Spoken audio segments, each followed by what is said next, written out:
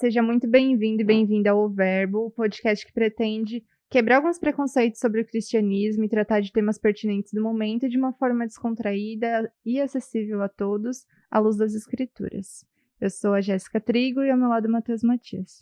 Fala, galera. Hoje contamos com a presença aqui de um convidado muito especial, o seminarista Vitor Salmeron, que é aluno do Seminário Teológico Presbiteriano Reverendo José Manuel da Conceição, mais conhecido aí, né, para as pessoas que já conhecem como JMC. E ele tem exercido seu ministério aí na Igreja Presbiteriana do Tucuruvi. Então, bem-vindo, Vitor. Muito obrigado por estar à disposição, né, para a gente poder bater esse papo hoje. E conta um pouco aí sobre você, né, para a gente poder abrir aí o nosso bate-papo, falar um pouco quantos anos você tem, se é solteiro. Certo. Gente, primeiro, obrigado pelo convite. Muito legal estar aqui. Eu, para ser sincero, nunca gravei um podcast, eu tô bem animado para essa experiência. A gente só fez isso uma vez, né? Esse é o segundo episódio. Então, beleza, somos todos inexperientes. Estamos no mesmo barco. Mas muito feliz de estar aqui, principalmente falando sobre esse assunto. Eu tenho percebido que tenho sido cada vez mais apaixonado por falar disso, então estou bem contente. Bom, sobre mim, sou o Vitor, eu tenho 23 anos, eu sou formado em administração pela Universidade Presbiteriana Mackenzie. Eu estudei lá no Mackenzie a vida inteira, então, da minha formação não só educacional, mas muito da minha formação como pessoa, assim, vem daquele lugar onde eu passei, com certeza, muito mais tempo do que na minha própria casa. Então, o Mackenzie é uma parte importante da minha vida.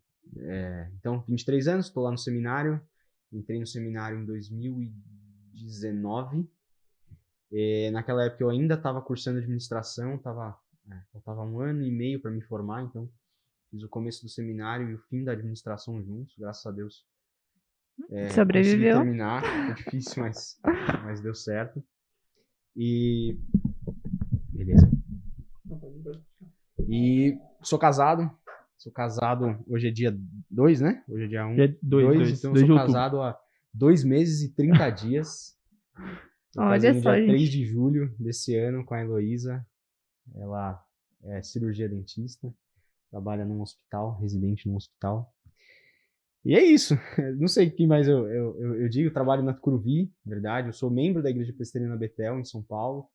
Essa foi a igreja que me enviou ao presbitério e enviou e posteriormente me enviou ao seminário. Mas hoje eu trabalho na Igreja do Tucuruvi. O presbitério me designou para trabalhar lá junto com os jovens, junto com o reverendo Tito. Tem sido uma bênção. A gente enfrenta algumas dificuldades, como em qualquer lugar, mas graças a Deus, Deus tem nos dado graça, temos trabalhado lá com os jovens. Bacana. E para quem não sabe o que é um seminarista, o que é um seminário? O que é isso? Tá certo. Um seminarista, então, ele é alguém que estuda no seminário. E a ideia de seminário ela é interessante porque ela vem da palavra semente, tem uma relação com a palavra semente, de algo seminal. Uhum. E qual que é o intuito disso? É que o seminário ele é uma espécie de estudo introdutório para o ministério pastoral. E isso significa, e se você está pensando em ir para o ministério pastoral, talvez você se assuste agora se você não souber disso, mas isso significa que o estudo de 4 ou 5 anos no seminário, ele é apenas uma introdução para um estudo de uma vida inteira, de assuntos diversos que, enfim, vão sendo aprofundados por toda a vida e até o dia que a gente vai alcançar a glória eterna. Acho que é meio ilusão, né? Assim, se um cristão que não é pastor tem que continuar estudando a Bíblia a vida toda, porque a gente aprende cada vez coisas diferentes e cada momento da vida a gente está passando por uma coisa diferente que demanda um ensinamento específico da Bíblia. Um pastor que está trabalhando com várias pessoas e liderando uma igreja, ele também tem que estudar a vida toda, né? Assim, tipo... Exato. E é uma responsabilidade muito grande, né? Porque, se for pensar bem, um pastor, ele lida... A ferramenta dele é a palavra de Deus. A palavra que é inerrante, que é autoritativa, que o próprio Deus entregou ao seu povo como a sua autorrevelação. E o pastor utiliza essa ferramenta em serviço à igreja, que é o povo de Deus, que é a noiva de Cristo. Então, as responsabilidades de um pastor mesmo que eu ainda não seja um, de fato, elas são muito grandes. São muito grandes. E por isso que um pastor ele não pode ser negligente. E ele não pode ser negligente desde o começo, desde a época do seminário. Ele precisa se dedicar e se esmerar ali no estudo da palavra Tem que de ter uma Deus. preparação muito grande, assim, né? Espiritualmente, entender que é uma missão grandiosa, né? Tá na frente, assim, de muitas pessoas, né? Não, mas... E como é que quando você decidiu ir pro seminário, você já namorava com a Elo, com a Heloísa? Você falou da Heloísa Isso, já. falei da Heloísa. Heloísa era minha namorada, a gente começou a namorar em janeiro de 2017. Então, vou entrar um pouquinho em como que foi o meu processo Aham, por favor. pro ministério, assim. Eu estudava no Mackenzie, como destaquei, eu me formei no terceiro colegial em 2015. Uhum. E antes disso, eu e mais alguns amigos, nós começamos um trabalho ali com os jovens, com os jovens, né? Com os adolescentes, né? Nossos colegas, a gente também era adolescente, de evangelização. Então a gente se reunia nas quadras para jogar bola. E aí depois de 1 hora e meia de futebol, a gente parava e tinha um momento devocional com a molecada. Graças a Deus nós colhemos muitos frutos ali. Muita gente se converteu nesse trabalho. A gente chegou a receber 120 pessoas, 120 adolescentes na quadra. A gente recebia, em média, Caramba. ali 60, 80 adolescentes toda sexta-feira. É usar algo que as pessoas gostam para poder Exato, pregar exato. o evangelho, né? Chamava Nos Acréscimos o projeto. Eu digo chamava porque tá parado desde que a pandemia começou, né? Uhum. É porque as aulas estavam nesse vai, não vai, vem, não vem, metade dos alunos só indo, depois, enfim. Então o trabalho tá parado. E quem tocava o projeto era você? Eu, o João Pedro, seminarista também, na época. O Gomes, que é um amigo nosso, Victor Gomes, que hoje trabalha como auxiliar de capelania lá no Mackenzie. Bacana. Basicamente nós três, mas tinha mais gente. Tinha o Romero, que era um outro amigo nosso, um outro Vitor, que a gente chamava de Vitanes. Tinha uma molecadinha boa. E graças a Deus a gente colheu muitos frutos ali. A gente, por exemplo, eu tenho um amigo hoje que trabalha com os adolescentes numa igreja batista, na igreja batista de Perdizes, que se converteu nesse trabalho. Tem um amigo que trabalha na igreja de Leade, também se converteu nesse trabalho. Enfim, graças a Deus, Deus nos deu essa bênção. E no final daquele ano de 2015, eu lembro de estar um dia sentado na quadra, olhando para o pessoal orando, o pessoal conversando, né? Enfim, e olhar e falar, puxa, como eu queria viver isso pro resto da vida. Viver o serviço do reino pro resto da vida, assim. Meu coração queimou naquela hora, assim, de fato. E eu, puxa, até comentei com o menino que estava do meu lado, que era o Vitanes. E aí, mas isso passou. Tava no terceiro colegial e pensava que isso podia ser um escape do meu coração, já que eu não sabia o que fazer da vida, né? Uhum. O que eu vou fazer? Tanto que naquele ano eu prestei vestibular para Direito, Publicidade e Propaganda, Jornalismo e Administração.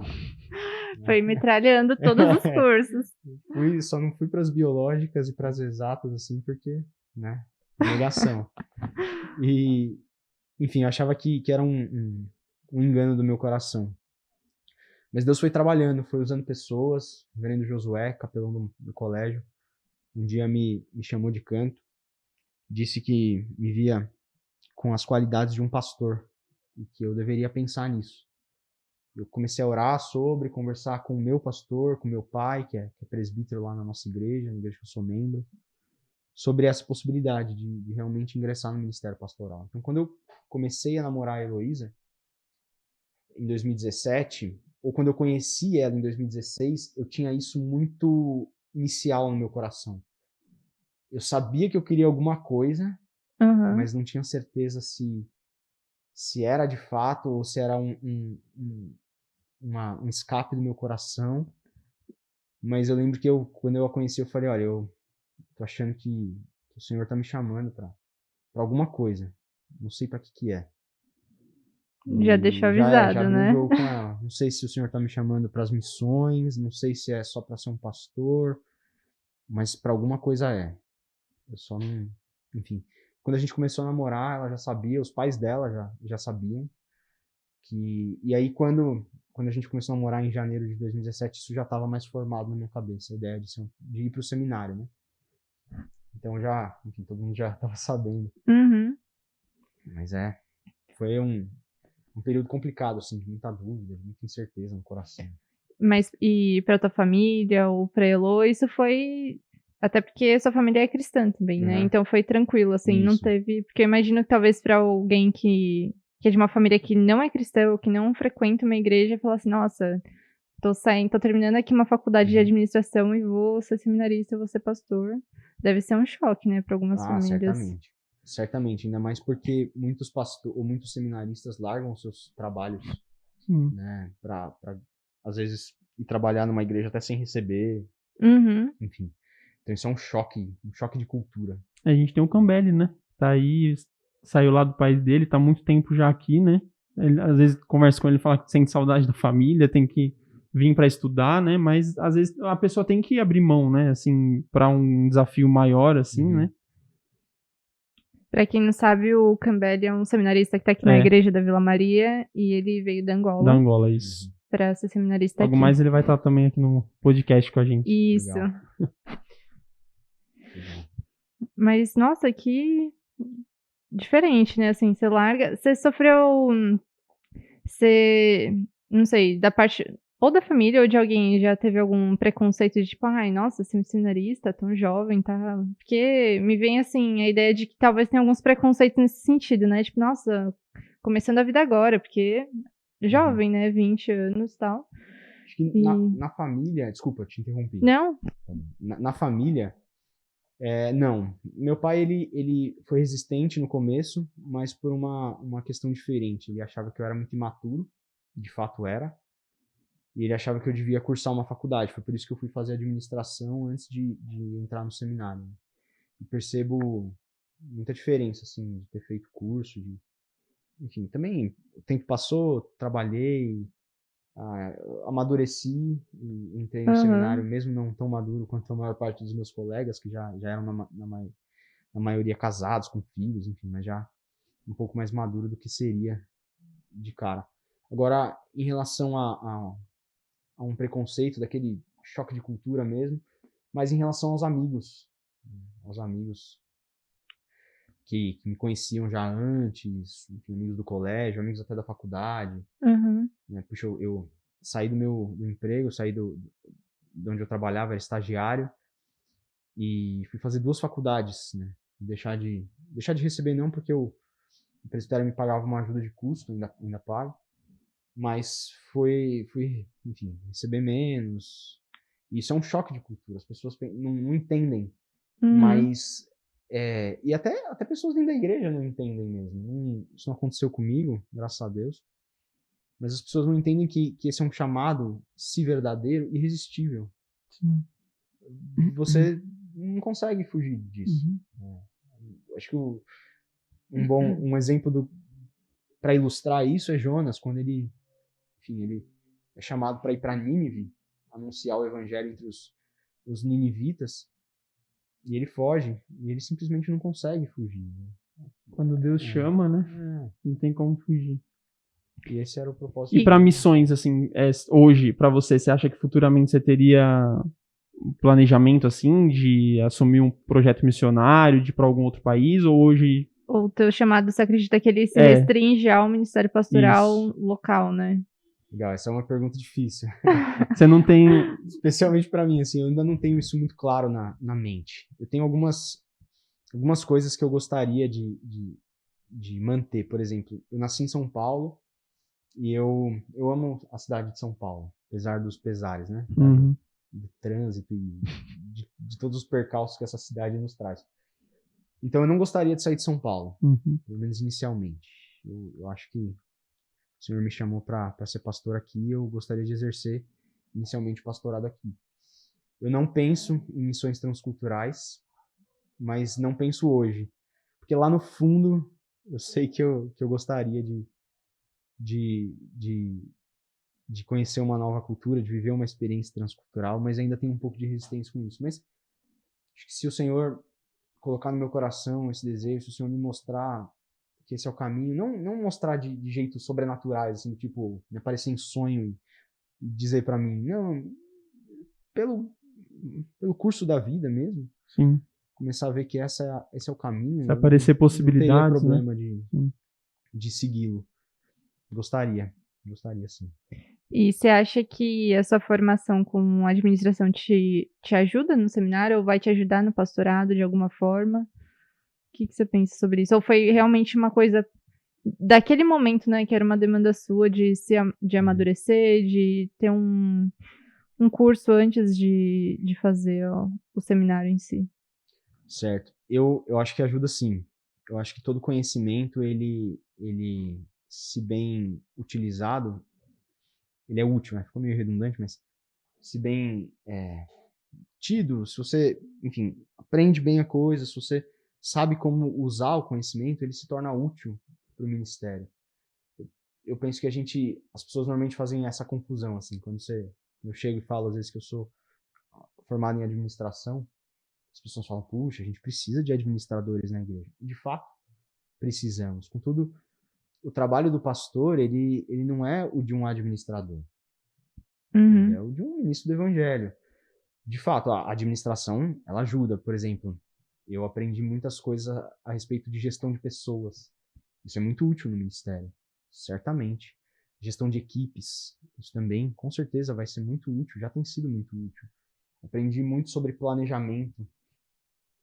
Isso é muito útil para os projetos que nós temos para a igreja. Né? Então, você planeja algo para uma igreja, algo que às vezes é abstrato, do tipo, nós queremos promover a comunhão na igreja.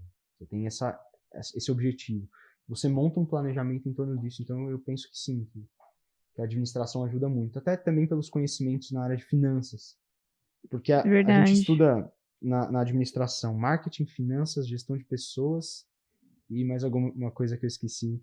Perdão, se algum professor meu estiver assistindo. Esqueci. E contabilidade. Lembrei. Meu professor Marcos Pelucci, se você um dia assistir. Ufa, lembrou. Lembrei. Então, os conhecimentos são úteis, sim. Graças a Deus que ele usou meu pai para me levar para a administração, porque eu percebo muita utilidade naquilo que eu aprendi lá. Como que funciona todo esse processo assim de formação para até você chegar para ser um pastor realmente, né? E quanto tempo dura esse processo assim? Legal. Eu anotei aqui, consultei o manual de vocação. Tem um livretinho da Igreja Presbiteriana do Brasil, da nossa Junta de Educação Teológica, que ela produz para auxiliar conselhos, presbitérios e membros da igreja que se sentem chamados ao pastorado. Ele chama, se eu não me engano, é Vocação o nome. Simplesmente é um cinza, pequenininho, se você se sente chamado ao ministério. É um bom livreto aí para você se basear, para você ler. E aí eu me baseei nele só para não dar umas informações erradas, mas todo aquele que deseja se apresentar ao ministério, ele precisa ser membro de uma igreja há pelo menos 3 anos. 3 anos. Então, se eu me transferisse para Vila Maria hoje, eu teria que esperar 3 anos até eu me apresentar de fato ao conselho da igreja. Então, depois desses 3 anos, e nesses 3 anos, se esse membro ele deseja realmente o ministério, ele deve já começar a testar isso. Então, se envolver com a liderança da igreja, se envolver com projetos missionários da igreja, com aulas de escola dominical, seja para criança, adolescente, jovem, enfim. Deve se envolver com um trabalho que um pastor deve realizar para já ir testando esse chamado, se ele de fato é verdadeiro, e ir se preparando. Depois disso, ele se apresenta ao conselho da igreja local por meio de um dos seus oficiais. Então, ele se apresenta a um presbítero, a um pastor. No caso, eu me apresentei ao presbítero que era meu pai e ao pastor da nossa igreja na época. E, posteriormente, depois de algumas conversas, me apresentei ao conselho da igreja como um todo. No conselho, eu sento numa cadeira aqui, o conselho inteiro senta ali na frente, e eles vão me entrevistar para testar, para verificar se o que eu estou dizendo é verdadeiro, se de fato eu apresento o chamado ao ministério pastoral. Entendi. Se eu for aprovado, eu vou passar 1 ano em observação no conselho, pelo conselho, como um aspirante ao ministério, aliás, como um aspirante à candidatura ao ministério pastoral. Porque depois desse 1 ano, E nesse um ano você prega, por exemplo... Sim, aí vai de conselho para conselho. Aliás, esse um ano, ele não é estritamente necessário. Ele pode ser necessário caso o aspirante não seja aprovado pelo conselho. Caso o conselho olhe e fale, puxa, olha, a gente ainda não vê você a maturidade para isso, a gente não vê o chamado em você, então vamos esperar um ano. E depois de um ano se reúne de novo com um limite de 3. Depois do terceiro E aí, ano... no seu caso, deu friozinho na barriga de sentar nessa mesa? Com certeza. Mas o pessoal aliviou pra mim, né? Eu era membro da igreja desde que eu nasci, então o pessoal aliviou pra mim. Você estava em observação a vida toda, no Exato, caso, né? Exato. E na época eu até pulei essa parte na minha apresentação, mas eu trabalhava já numa congregação da nossa igreja. Auxiliava no trabalho lá, na congregação presbiteriana do Imirim, que depois se tornou Antioquia. Trabalhava ali com o reverendo César. Então eu já vinha exercendo esse tipo de trabalho.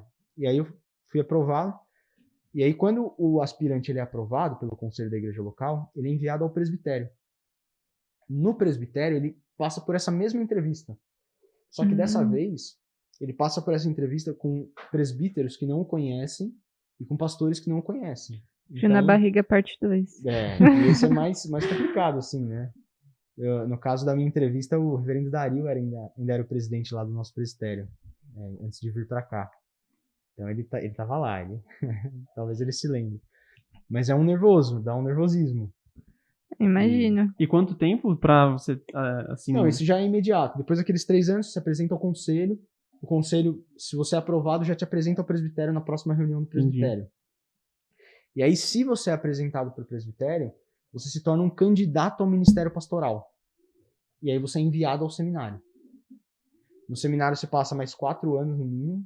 No JMC, 4 anos de manhã, 5 anos à noite o curso. E depois disso, você volta... Aliás, nesse processo, nesse meio tempo de seminário, você é avaliado anualmente. Você tem um tutor que te acompanha periodicamente e ele presta relatórios ao presbitério anualmente. Esses relatórios eles envolvem, por exemplo, deixa eu olhar aqui, eu anotei algumas coisas que o relatório deve envolver. Por exemplo, deve ter um relatório anual das minhas notas no seminário. Ele fala sobre as minhas capacidades intelectuais, morais, espirituais. Ele fala sobre o meu trabalho no campo, o que eu tenho feito, eu tenho pregado, eu tenho auxiliado no grupo de cânticos, eu tenho servido com os adolescentes, sei lá. Vai expor isso, e vai falar dos livros que eu li no ano, os que eu li no seminário, os livros que eu li além do seminário. Vai falar sobre a minha vida espiritual, como ela é, como ele percebe a minha vida espiritual, enfim. Vai te acompanhar de... Exato. E ele vai prestar esse relatório completo pro presbitério. E no presbitério, esse relatório vai para uma comissão formada por pastores e presbíteros que estão ali, que são delegados, e eles vão avaliar, vão apreciar o relatório do meu tutor, que também tem um relatório que eu presto ao meu tutor, e aí eles vão decidir se eu continuo como um candidato no presbitério, ou se a minha candidatura é cassada. Anualmente isso. E aí, depois do tempo do seminário, me formei, eu volto lá no presbitério e apresento meu diploma, ou meu certificado de conclusão de curso. Eu apresento a minha monografia, apresento um trabalho exegético, que é um estudo na língua original de um texto bíblico, né, ou no grego ou no hebraico, né? Hebraico no Antigo Testamento, grego no Novo. E apresento um sermão de prova. Eu prego um sermão de prova no presbitério. E aí, se eu for aprovado em todas essas questões, a gente se torna licenciado, recebe a licenciatura, onde a gente cumpre mais um ano em observação, agora como um quase pastor, digamos assim. Tipo um interno de residente. Exato, de hospital. Se você passasse de um estagiário para um analista júnior, assim, sabe? Um trainee, isso, algo nesse sentido. E, claro, em alguns presbitérios, essa parte da licenciatura ela é dispensada, porque tem campos, Brasil afora, que tem necessidade de um pastor com urgência. Então, eles dispensam a licenciatura para já ordenar o pastor e mandá-lo para o campo de trabalho. Mas no caso do meu presbitério, a gente cumpre um ano de licenciatura, e aí depois desse um ano de licenciatura, de novo, eu prego mais um sermão de prova, e aí tem o que a gente chama de sabatina, que é uma série de perguntas para testar o meu conhecimento teológico, se eu realmente estou preparado, estou apto ao ministério pastoral. Então, esse processo, se a gente fizer a conta, ele dá no mínimo 6 anos. 6 anos. Aliás, no mínimo 7 anos. São 3 anos de membresia, 4 anos de seminário, dispensando a licenciatura. Se você faz o curso no JMC à noite, esse processo dura no mínimo 8 anos. 3 anos mais 5 de seminário. No mínimo. Não, E se você tem que cumprir a licenciatura, no mínimo 9 anos para você ser ordenado. Nossa, pra como quem pastor. achava que ser pastor era É fácil. fácil. É só ir lá, abrir a Bíblia, falar. Não é. Complicado, mas é um processo importante, porque ele serve como uma peneira, né? Sim. Aquele Pra que, saber quem tá qualificado, de né? fato, né? Aquele que não é chamado dificilmente persevera até o final nesse processo, porque ele é Sim. muito árduo. Muito árduo. A pessoa não pode encarar como, né, qualquer coisa, assim, né? É que nem você falou, a pessoa que vai encarar realmente ser um pastor e vai levar a sério, a pessoa vai levar até o final, né? Uhum. Aqueles que não vão bambeando, deixando um pouquinho, né? Uma E hora- entendendo que o chamado não é pra aquilo, né? Assim, em qualquer curso de faculdade, no primeiro semestre a sala tá cheia, linda. É. Depois a galera vai sumindo. Nossa, é verdade. Exatamente. Imagina num processo onde tem alguém te acompanhando ali, fazendo relatório, sabe? Se cair um fio do teu cabelo, o cara tá sabendo. Nossa, é verdade. Pesado. Sala de curso técnico, eu não fiz faculdade ainda, mas esse curso técnico começou cheia a minha sala, terminou acho que com 10 pessoas, assim, que foram formadas realmente. Mas assim, uma outra pergunta, por exemplo, se uma pessoa falar hoje, eu entendo que eu tenho chamado para ser pastor, né? O que ela tem que fazer, assim, tipo, o primeiro passo, chegar em alguém que conhece, não sei. Uhum. É importante verificar, né? Então a gente chama, a gente divide o chamado de duas formas. Primeiro um chamado interno, depois um chamado externo. O chamado interno, ele é um sentimento, e ele é subjetivo, Uhum. né? Ele é individual. Eu comentei que eu senti meu coração queimar, me senti desejoso por servir o reino. Esse foi o meu chamado interno. É meu, eu não consigo descrever de modo que vocês vão entender o que eu senti. Cada um tem o E seu... vocês não vão sentir nunca algo do jeito que eu senti. Sim. Né? Mas o chamado, ele não é simplesmente sobrenatural, assim. Por vezes o que é extraordinário, ele vem por meios ordinários. Ele vem por meios comuns. Né? Então, é importante que se você se sente chamado ao ministério pastoral, eu separei aqui alguns passos, assim, né? Então, primeiro, também baseado naquele livrinho, Vocação, que eu comentei. Primeiro, que o chamado para o ministério pastoral, ele não deve ser baseado em tendências.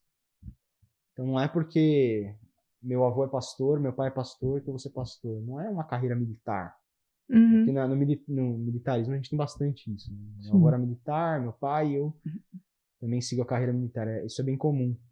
A coisa não funciona assim no ministério pastoral, né? Funciona de acordo com o chamado de Cristo, com uma vocação, com uma confirmação interna que o Espírito Santo provê. Então, começa por aí. Em segundo lugar, a gente precisa saber que o ministério ele não tem como objetivo uma realização pessoal. E então, você não vai para o ministério para você ter uma posição elevada na sociedade. Ter poder, né? Não. Os ministros do evangelho, eles são servos dos servos de Deus. Eles estão no mundo para servir os servos. Então, na teoria, eles estão abaixo na cadeia alimentar, aí, digamos assim. E por último, que o chamado para o ministério ele implica um cumprimento exemplar de obediência da palavra. O ministro ele é chamado para trabalhar visando o aperfeiçoamento dos santos. Então ele precisa ser o exemplo máximo disso. Então, essas 3 implicações de cara, assim. Agora, se alguém se sente chamado, alguns passos que ela deve proceder, eu diria. Primeiro que ela deve procurar algum líder, algum oficial da igreja. Você deve procurar um presbítero, um pastor, para expressar esse desejo do seu coração e ele vai te acompanhando. né? Eu diria que esse é o primeiro passo. Esse é Um o primeiro aconselhamento, passo. né? Fazer uma espécie de discipulado para ser acompanhado, porque esse oficial ele vai te ajudar a sondar o seu coração, a colocar os pensamentos em ordem, porque às vezes eles são bagunçados. Aham. No meu caso, eles foram muito bagunçados. Será que é verdade? Será que... E quando é que você teve certeza? Tipo, e como que alguém pode ter certeza do próprio chamado, sabe? Legal. Essa é uma boa pergunta também, porque tem gente que defende que se um ministro ele não tem certeza do chamado, então é porque ele não foi chamado, porque o chamado de Deus ele é muito claro. Eu entendo, mas penso que não é simplesmente assim, porque a gente é pecador. E por vezes nós não conseguimos discernir a voz de Deus como nós deveríamos. O chamado é claro, mas às vezes as coisas são obscuras para nós, porque nós somos pecadores. Então, às vezes eu penso que a dúvida em relação ao ministério ela vai acompanhar por muitos anos. Isso foi o que na época o meu tutor disse para mim. Eu disse para ele assim: tô com dúvida, não sei mais se eu sou chamado para o ministério pastoral. Ele falou assim: eu tenho já 15 anos de ministério e eu também tô com dúvida. Porque às vezes o desânimo do trabalho, as ardilezas do processo vão minando a nossa confiança, né? Até pelas fraquezas também, né? Que o ser humano tem, né? Exatamente. E que nem você falou do pastor ser a pessoa que tem que buscar ao máximo, né, a santidade e a comunhão dos santos. Mas assim, a gente é pecador, né? E o pastor também é pecador, Sim, o seminarista também é exato. pecador. Acho que é O legal pastor trazer também isso, né? precisa de uma oração, né? Assim como a igreja precisa, né? Que o pastor ore, a igreja também precisa orar pelo pastor, né? Para que continue firme ali, né? No propósito que ele tem, né? De levar a palavra. Orem pelos pastores de vocês. Tenho certeza que eles Conversem com os disso. pastores, né? Perguntem, tá tudo bem? Mas é verdade. Então é difícil. Eu diria que a minha certeza veio... Meu pastor na época, reverendo Lutero, já está na eternidade com o Senhor. Mas na época ele me disse assim, eu falei: mas pastor, eu já tinha certeza. A certeza ela foi sendo construída, mas eu perguntei para ele: como que eu vou saber quando? Eu já sei que eu sou chamado, mas quando eu devo ir para o seminário? Quando que eu devo me apresentar para o conselho da igreja, para se apresentar no presbitério, para ir para o seminário? E aí ele falou para mim que eu saberia quando meu pai viesse conversar comigo a respeito disso. E aí um dia meu pai, a gente estava lá, ele, no carro, assim, ele virou para mim e falou: e aí, vamos enviar a carta para o conselho? Porque você precisa escrever uma carta para o conselho para você entrar na pauta da reunião e você ser convocado para prestar os esclarecimentos, né? E ali eu falei: vamos lá. E foi em 2018. E aí no fim daquele ano eu fui apresentado ao presbitério. Em 2019 eu comecei o seminário. Mas a certeza ela é construída com uma série de passos, assim. Eu também separei, assim, né? Como saber se esse chamado vem de Deus? Primeiro ele começa com um desejo no nosso coração, que é subjetivo. Mas ele deve ser testado por meios objetivos. E isso começa primeiro com os dons. Primeira carta de Paulo a Timóteo, capítulo 3, versos de 1 a 7. E Tito, a carta de Paulo a Tito, primeiro capítulo, versos de 5 a 9, trazem... As listas são bem parecidas, né? O autor é o mesmo. Então, traz as listas das qualidades que um episcopo, né? No caso é ali, mas que um pastor deve ter. Enfim, são dom de ensino, hospitalidade, deve governar bem seu lar, enfim, são alguns ali. Primeiro que um ministro ele deve ter uma relação com esses dons. Não digo que ele deve ter todos, ou não deve ter todos de modo perfeito, mas ele deve aperfeiçoá-los ao longo do tempo. Eu acho que esse é o primeiro passo para alcançar essa certeza em relação ao ministério. Eu diria que um segundo passo é em relação à igreja local reconhecer esses dons. Então, eu reconheço em mim esses dons, mas será que os meus irmãos à minha volta reconhecem? Será que você não está muito iludido? Exato. E aí, enquanto eu pensava nisso na época, eu me lembrei de uma senhora da igreja. Quando eu tinha 6 ou 7 anos, ela me disse assim, a gente na minha igreja, quando a UCP fazia aniversário, a gente subia ao púlpito para dirigir o culto, pra conduzir a liturgia. Então eu tinha 6 ou 7 anos e eu fui conduzir a liturgia. Aí subi no degrauzinho que tinha para as crianças, conduzi a liturgia. Quando chegou no fim do culto, uma senhora me procurou e falou assim: puxa, você dirige o culto muito bem. Eu tinha 6 ou 7 anos. Naquela época, mas quando eu estava pensando acerca dos dons e do reconhecimento da igreja, eu lembrei disso. Eu falei, puxa, será que isso é verdade? E a gente precisa tomar cuidado, porque às vezes esse reconhecimento da igreja local, ele vem carregado com um sentimento de, puxa, vi esse menininho crescer, né? A gente se engana também, né? A É. gente projeta coisas, a gente deseja que o outro. E não é bem assim. As coisas podem ser baseadas no sentimento individual daquela senhorinha. Às vezes a sua mãe percebe, te diz isso, mas pode ser o coração dela, né? Pode não ser de verdade. É por isso que é importante o reconhecimento da igreja local por meio das autoridades. É por isso que a gente se apresenta e é entrevistado pelo conselho. Para o conselho verificar e falar, não, de fato, você tem os dons, a gente percebe isso. Uhum. E aí, esse seria então o segundo passo para ter essa certeza.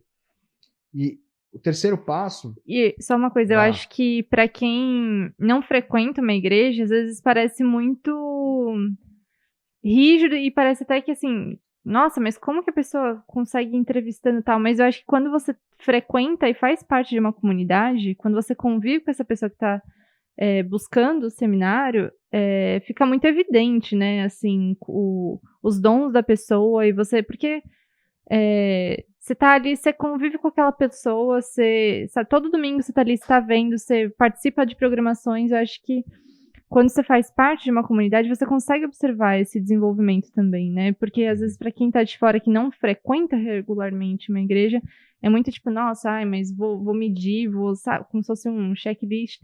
Não que não tenha, igual você falou, são meios objetivos, né? Eu tenho alguns parâmetros para seguir, porque a gente tem a Bíblia para seguir. Mas eu acho que fica muito claro esse desenvolvimento quando a gente está vivendo com a pessoa que está sendo um aspirante ao seminário, no caso, né? E está no seminário também. Eu acho legal isso de pontuar, porque não tenham, talvez, só espectadores ou ouvintes cristãos aqui com a gente, né? Eu tenho uma experiência legal. Tinha um professor na administração, me dava algumas matérias de teoria da administração, gestão de projetos, ele me deu também. E ele gostava de mim, porque num dos primeiros semestres eu fiz uma prova com ele me deu, sei lá, 8,5 na prova, mas ele acrescentou minha nota 1 ponto. E eu fui falar com ele, falei, professor, errou minha nota na verdade é 7,5 e tal. Enfim, ele me amou. Me amou, assim. Pra ter dado 1 ponto, não amou, não. E ele sempre que tinha alguma oportunidade, ele me procurava. Então abriu uma vaga de iniciação científica, ele veio falar comigo. E quando alguém pedia uma indicação para estágio para ele vinha falar comigo, sempre. E aí um belo dia eu encontrei ele andando no campus. E ele falou, você tá trabalhando? Eu falei, não, professor, eu saí do trabalho e tal. Ele falou, é o seguinte, eu tenho uma entrevista para você na empresa, não me lembro mais qual que era a empresa. Eu falei, professor, puxa, eu queria mesmo, mas eu não posso. Estou me preparando para ir para o seminário, vou estudar para ser um pastor. E agora não posso mais. Aí ele parou, olhou para mim assim, pastor? Sério mesmo? Ele olhou e falou assim, você vai ser um bom pastor. Foi engraçado, ele não é um crente. Não sei o que ele pensou. Talvez ele pensou e falou, não vou desmotivar. Você vai ser um bom pastor. Mas, enfim. Acho que ele, não sei, né? Não vamos julgar. Talvez tinha pensado em outra coisa, mas ele pensou no meio do caminho, não vou julgar. Vai ser um bom pastor. Vai lá. Segue o seu caminho. Foi interessante isso. Mas assim, qual que tem sido o seu maior... Acredito que você tem... Qual que é o perrengue do seminarista? Seu maior desafio, assim, nessa É o hebraico? É o grego? O hebraico e grego eu terminei já. Graças a Deus. Agora estou só nas exegeses, que é a aplicação do hebraico e do grego. Uhum. Eu acho que... O que é exegese, para quem não sabe? Eu também não sei, não. Trabalho exegético... Eu comentei no começo, quando eu falei do processo, mas... Uma exegese é um estudo de um texto na sua língua original. Quando você faz uma exegese, você vai lá e estuda o texto na língua hebraica mesmo. Ou na língua grega, no caso do Novo Testamento. Essa é uma exegese, para você entender ali o sentido original do texto. Essa é uma exegese.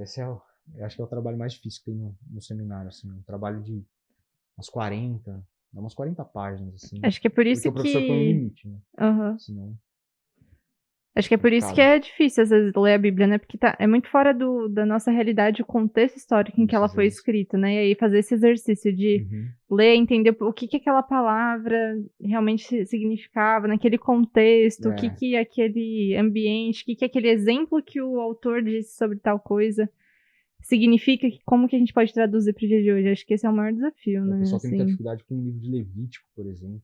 Porque tem um distanciamento cultural, tem um distanciamento civil, né? É uma nação, Israel, com suas leis, com suas regras. Enfim, a gente precisa fazer esse trabalho. Esse é o trabalho da exegese, de identificar o que aquilo significava para fazer a ponte, a gente chama isso de hermenêutica, para o que significa isso hoje. É Uhum. um trabalho aí legal, eu gosto, mas é difícil. Agora, eu acho que as dificuldades, no meu caso, elas mudaram no curso do seminário. Comecei o seminário fazendo outra faculdade. Então, eu morava, né, em Santana, Uhum. aqui na Zona Norte. O seminário é no Campo Belo, na Zona Sul. Eu Rolê. gastava 1 hora por dia para chegar lá. Então, eu acordava 5h45, saía de casa 6h30, chegava no seminário ali 7h20, né, gastava uns 50 minutos. Tinha aula até a 1 da tarde, almoçava, ficava no seminário até umas 6h30, saía, jantava, ia pro Mackenzie para fazer faculdade, saía de lá umas 15 para as 11, 10 para as 11, chegava em casa 11h30, ia dormir meia-noite, 15 para as 6 no outro dia acordava de novo.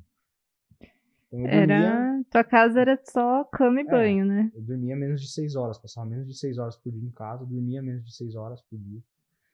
Então eu não tava, tanto que chegou no último mês do ano, outubro, aliás, penúltimo mês, outubro, e eu aluguei um apartamentinho, um estúdiozinho ali perto do seminário, porque eu não tava mais aguentando. Eu acho que essa foi minha grande dificuldade no começo. Aí depois entrou a pandemia, as aulas passaram a ser online, isso aliviou bastante. No meu último ano eu tava fazendo TCC no Mackenzie, isso aliviou bastante essa minha vida maluca. Graças a Deus consegui aguentar. E hoje eu acho que as dificuldades elas são outras, assim, em relação ao tempo também, que eu casei, então tem outros compromissos que eu não tinha antes, né? Agora a gente lava a roupa de sábado de manhã, e antes eu fazia trabalho de sábado Largou de a Elô manhã. sozinha hoje, Larguei hein? ela, tá lavando roupa lá e eu tô aqui. Fazer comida. Fazer comida, lavar louça. Ixi, Você sabia fazer comida ou aprendeu depois que casou? ixi. Você faz comida Então, ou só o acho miojo? que a pergunta é essa aqui, ó. Você vai por aquele lado, né? Acho que a pergunta você sabe fazer. Melhor hein? deixar pra sua esposa. Que ela... Tô aprendendo, tô evoluindo. Já meu arroz soltinho, fiz Ah, ontem. pensei que você falar que o miojo tá dando certo. E hoje também, às vezes, mas arroz soltinho. Soltinho. Panela de pressão ainda tenho medo de mexer. Né? Tenho coragem não. Acho que Feijãozinho. esse é o medo de qualquer Sei jovem cortar do dia de frango, hoje. tempero bem. Mas nada muito além disso, não. Macarrão. eu Aos faço poucos também. vai desenvolvendo os dotes culinários. Tô no processo aí. Mas, enquanto isso, Elô tem suprido bem, assim. Tem sido um auxílio, um apoio. Graças a Deus. Por isso. Você falou que você tem 23, né? E ela tem que 23. idade? Ela tem 22. 22. Ela é um ano mais nova que eu. Então, eu tava pensando num assunto aqui, né? Um casamento nessa idade, assim, tipo, eu ia perguntar pra você, assim, né? Eu tô com 22 também, né? Tô pra casar e, assim, acho que você poderia contar ou aconselhar, talvez, alguns jovens que são cristãos, né? Que estão pensando em casar, como que é essa fase, assim, né? Tipo, até um aconselhamento mesmo, né? Como que tem que seguir, né? Nessa fase. Ou até mesmo depois do casamento, né? Eu ainda não sou Expert. o expert no assunto. Né? A gente tem aprendido diariamente, né, com essa nova vida. É uma mudança muito drástica, de fato. Sair da casa dos pais para uma casa nova, num bairro novo, com novas responsabilidades. Você tem Ainda bem que você fez novas coisas pra administração, né? pensar, né? Administrar a casa. Mas eu diria que nossa cultura hoje tem postergado cada vez mais o casamento. O casamento, ele fica para depois da faculdade, depois ele fica para depois do mestrado, depois ele fica para depois de um doutorado, Famosa estabilidade, né? fica para depois da estabilidade. Mas o casamento, ele é uma instituição divina, assim, o Senhor disse. Nós deveríamos nos unir em casamento com aquela que nós escolhêssemos, ou com aquele que vocês, no caso, escolhessem. E eu diria que casar cedo nos moldes, aí, pensando aí naquilo que a nossa cultura, que a sociedade pensa hoje, é um choque, primeiro é um choque cultural, mas é bom. É bom porque a gente, de cara, já reconhece, primeiro, o mandato de Deus e reconhece que a nossa vida, ela está nas mãos do Senhor. A gente depende do Senhor. Financeiramente, fisicamente, materialmente, espiritualmente. E eu, sempre que as pessoas falavam assim, ó, você vai casar, você vai ver, cara. O Senhor abençoa. Eu não acreditava, cara. Eu não acreditava que... Não porque eu não tinha fé no Senhor, mas eu acreditava que as coisas, elas não aconteciam simplesmente assim, né? Mas graças a Deus eu reconheço que o Senhor cuida mesmo. Quando a gente toma essa decisão de seguir e a gente aceita esse desafio, não sei se você já está experimentando Sim.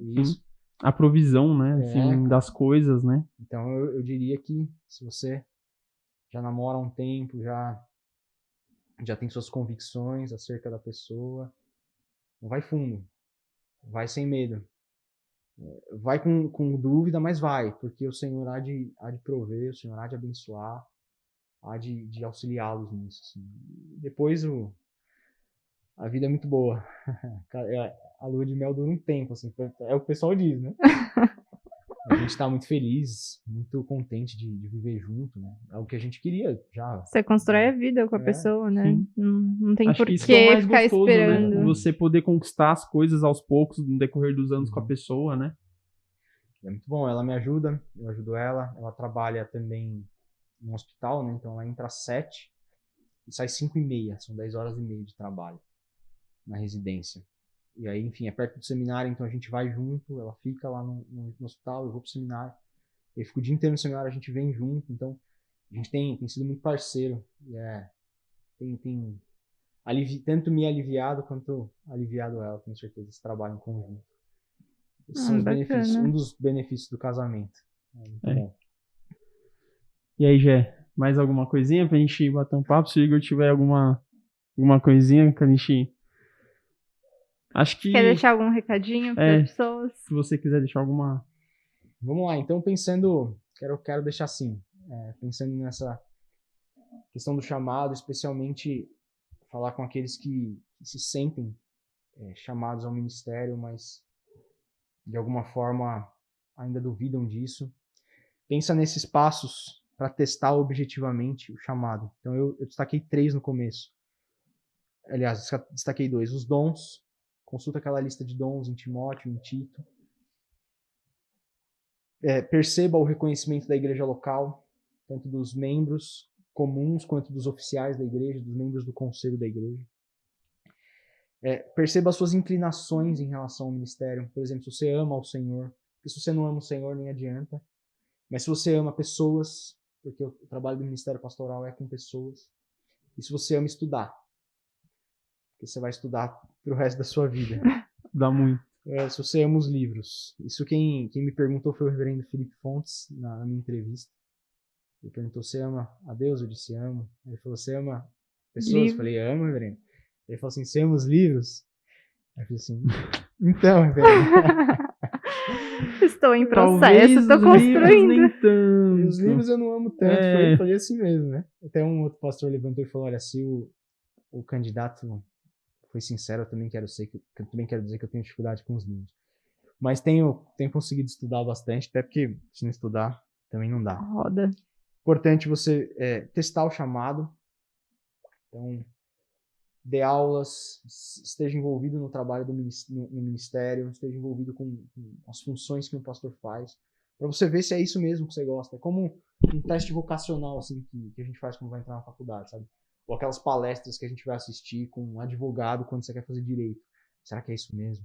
Deixa eu ouvir o que esse cara sabe, o que esse cara vai falar. Então, teste o chamado é importante.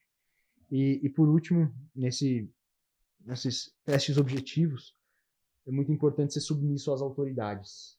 Tanto os seus pais, quanto o conselho da sua igreja. Se eles acham que é momento de esperar, então seja submisso, porque eles sabem mais do que a gente, com certeza. E aí, um alerta final. Porque se você não é de fato um vocacionado, você deve saber que há outras áreas na igreja e no mundo, na sociedade, com as quais você pode contribuir, com as quais você pode servir o reino, com as quais você pode servir o seu próximo, você pode servir a igreja de Cristo. Uma vez conta-se a história de um sapateiro que se converteu e engraxava o sapato de Martinho Lutero. Ele pergunta para ele assim: Lutero, eu me converti, o que eu vou fazer agora? E talvez ele esperasse que Lutero dissesse para ele: olha, entra no seminário. vai pro seminário, ou larga essa sapataria, vai para outro lugar lá, qualquer outro lugar do mundo pregar o evangelho. Lutero disse para ele assim: faça um bom sapato e cobre um preço justo. Qual que é o princípio? Que a gente pode servir a Deus com excelência naquilo que nós fomos chamados para fazer de fato. Seja fazendo um sapato, seja sendo um pastor, seja sendo um advogado, um médico, seja como for. Mas se você não é um vocacionado de fato, então saiba que você pode servir a Deus. Você é chamado para outra coisa, Exato. né? Você pode ser chamado, por exemplo, para ser um presbítero na igreja. Tem as mesmas funções de um pastor, mas com uma ênfase diferente. Um presbítero não é alguém que vive do ministério, apesar de exercer o ministério. Um pastor, ele estuda, ele se dedica a ponto de merecer viver disso, receber e ser sustentado pelo ministério. Pode ser um presbítero, por exemplo. Talvez esse seja o seu chamado. Então, fique tranquilo, não se desespere, procure alguém para você conversar, para você se aconselhar, e ore bastante, leia bastante sua Bíblia. Nunca perca esse envolvimento na sua vida devocional. Acho que é isso, esse alerta final, esse obrigada. Final. Eu acho que depois dessa aula, né, que a gente teve aqui hoje de seminário, de pastorado, porque várias dúvidas minhas, inclusive, tirei aqui agora, porque Sim. Acho que ainda mais pra gente que é mulher na igreja e sabe que, pelo menos na igreja presbiteriana, né, as mulheres não são pastoras. Não que elas não exerçam o chamado delas, igual você falou, né, em outras funções dentro da igreja. Mas, às vezes, o processo de como as coisas ocorrem fica meio nublado. Mas, assim, a gente faz parte também, não só as mulheres, mas os outros membros da igreja fazem parte desse processo, igual você falou, né? A gente vai avaliar também e dar esse retorno para você sobre se esse é o seu chamado, né? Então, acho que é importante a gente entender, enquanto igreja, como que isso tudo funciona. E uma mulher pode ter um dom que um pastor tem. Pode ter um dom de ensino, por exemplo. Sim. Professor das crianças, né? Exatamente. Uma escola dominical. Exatamente. As mulheres também recebem os dons relacionados ao ministério pastoral, mas não os exercem como pastoras, porque nós entendemos a partir das escrituras de que esse é um dom reservado esse é um ofício reservado para homens, como os cabeças, como os representantes diante de Deus. Mas isso não quer dizer que as mulheres são tidas com menos honra, porque elas não devem exercer esse ministério. Não, muito pelo contrário. São essenciais na vida da igreja. São essenciais na vida da igreja, assim como todo membro é essencial na vida da igreja. É o que Paulo vai destacar. Como o corpo, né? Viver sem parte do corpo? Não pode. Temos mulheres muito boas, né? Gente de coral, pianista, tá dando aula para as crianças, no louvor também, né? Pode ter mulheres conselheiras, que aconselham outras mulheres mais novas, mais jovens. Temos as sociedades internas, temos diversas presidentes, áreas. Né, de sociedade. Missionárias, inclusive, né? É isso aí. Bom, obrigada, Vitor, por ter disponibilizado sua manhã aqui. A gente aprendeu pra caramba, a gente acho que tirou dúvida pra caramba aqui. Espero que tenha sido um momento bom pra você também. Quer falar alguma coisa, Mar? Não, acho que só deixa um recado, né? Pessoal se inscrever no nosso canal, compartilhar esses Verdade. vídeos, né? Que a gente tem feito com muito carinho. Tem os vídeos também de cortes, são vídeos bem curtinhos que vocês podem compartilhar com pessoas, talvez às vezes que não são cristãs também, que precisam de uma palavra. A gente também tem o nosso Instagram, então sigam a gente no Instagram, acompanhem lá para vocês verem os próximos convidados. O Instagram da nossa UMP também, né? O UMP de Vila Maria, da Igreja Presbiteriana também de Vila Maria. Se o Vitor tiver rede social, também quiser passar, a gente pode deixar na descrição do vídeo, Beleza. né? Tiver algum link de algum projeto que você tá aí também, Legal. a gente deixa tudo na descrição. E eu acho que é isso. Bom, Legal, muito gente. obrigada por Obrigado, você estar gente. nos ouvindo aqui até agora, ou assistindo. Fiquem com Deus e até mais, se Deus quiser. Tchau, tchau. Tchau, Deus tchau. abençoe, gente. Tchau, tchau. Obrigado.